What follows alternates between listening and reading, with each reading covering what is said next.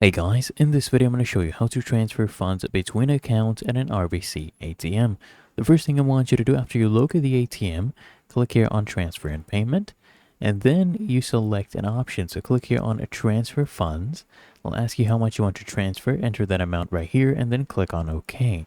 It'll ask you from which account you want to transfer. You'll see all your accounts listed right here, as well as other accounts. By clicking on this, we'll choose our checking account.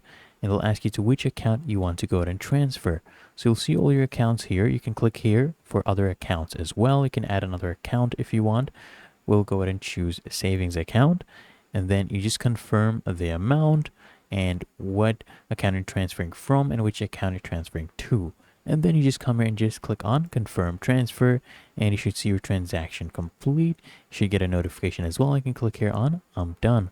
Really that easy. If you found this helpful, make sure you smash that like button and subscribe to the channel. It really helps me out as well.